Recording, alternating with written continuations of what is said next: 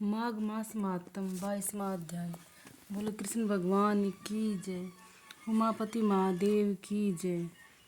देवदूती ब्राह्मण की कथा।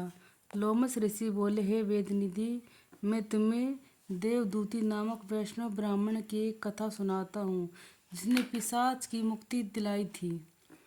तत्परांत लोमस ऋषि बोले, देवदूती एक महान ऋषि था। उनका आश्रम सरस्वती के निकट अति सुंदर स्थान पर स्थित था। उस आश्रम के चारों ओर अनेकानेक फल फूल वाले वृक्ष लगे हुए थे।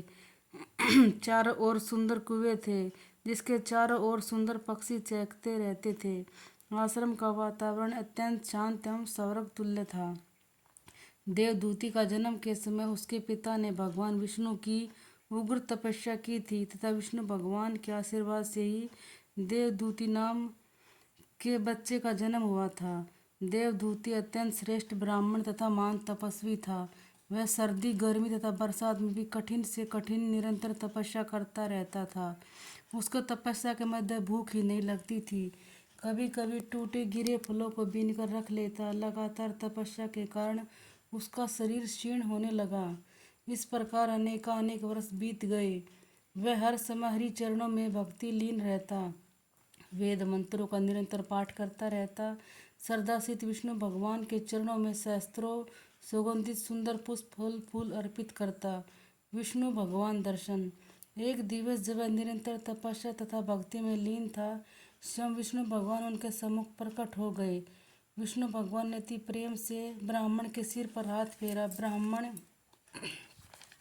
ने आंखें खोली तो आश्चर्यचकित रह गया। स्वयं विष्णु भगवान उसको आशीर्वाद दे रहे थे।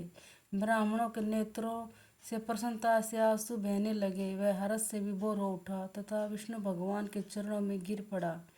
भगवान ने अति प्रसन्न होकर उसको कहा, हे देवदूती, तुम मेरे अत्यंत परम भक्त हो। मैं तुम्हारी तपस्या से अत्यंत प्रसन्न हूँ।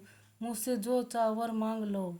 देवदूती प्रसन्नता से पागल सा हो उठा। वह बोला, हे प्रभु, मेरा तो जीवन सफल हो गया। मुझे आपके दर्शन प्राप्त हो गए तो सब कुछ मिल गया। यदि आप वर देना ही चाहते तो मुझे अपनी अचल भक्ति तथा वृद्ध हस्त प्रदान करें। तथास्तु ऐसा ही होगा, कहकर भगवान अंतर ध्यान हो गए तथा देवदूती नारायण के ध्यान में रह गया। बोलो कृष्ण भगवान की जय। उमापति महादेव की जय। 22वां अध्याय समाप्त।